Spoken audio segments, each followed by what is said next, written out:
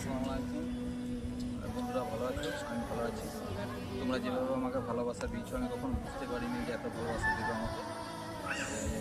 খুব সুন্দর সাপোর্ট করেছো। আমি চাই যে এইভাবে আমাকে সাপোর্ট করো আর এইভাবেই আমাকে ভালোবাসো। আর তোমরা যেটা জানতে চেয়েছিলে যেখান থেকে ভিডিও করি, খুব একটা সুন্দর জায়গা যে মাজার থেকে, সেই ভিডিও খুব ভালো লাগে তোমাদেরকে। সেই মাজার সম্বন্ধে হযরত কেরবানি বাবার পরিচিত এই নামের মাজারে পৌঁছানো ভিডিওতে আসতে পেরেছি।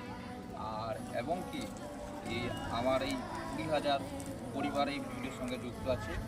ওনারা জানতে চাইছে যে এই মাজার শরীফের ব্যাপারে এখানে কী আছে। কোনো বাঙালি জিজ্ঞেস করছে যে আমরা যেতে পারবো কি পারবো না, তাই আপনাকে সম্পূর্ণ কিছু কথা বলার জন্য বলছি।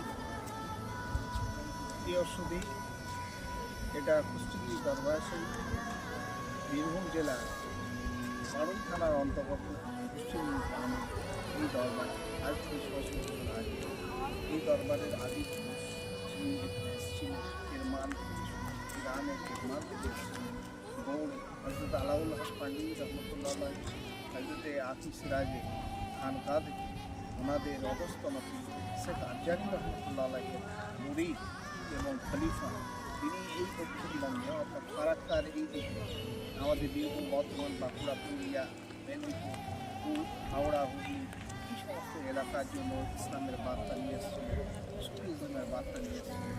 সেই শাহ আবদুল্লাহ কেরমানি রহমতুল্লাহ মাজার শাহ আবদুল্লাহ কেরমানি আজ থেকে 600 বছর আগে এইখানে এসে তখনকার দিনের এই শেরপুরের জঙ্গলে তিনি তার আশ্রম বা খানকা তৈরি করেন। পরবর্তী ক্ষেত্রে তার বংশধরেরা বিভিন্ন জায়গাতে 17টি খানকা 18টি খানকা তৈরি করে ইসলাম প্রচারে ব্রতী হন। বীরভূম, বর্ধমান, বাঁকুড়া, পুরুলিয়া এবং বিশেষ করে হাওড়া, হুগলি এই সমস্ত জায়গাতে ওনার খানদানে আরও শুরু করেছে। যাই হোক, এই জায়গার যে গুরুত্ব, যে দর্শনীয় জিনিস, ওনার কারামত বহু কিছু রয়েছে, ইতিহাস রয়েছে, আপনারা সেগুলি এই ভিডিওর মাধ্যমে দেখুন।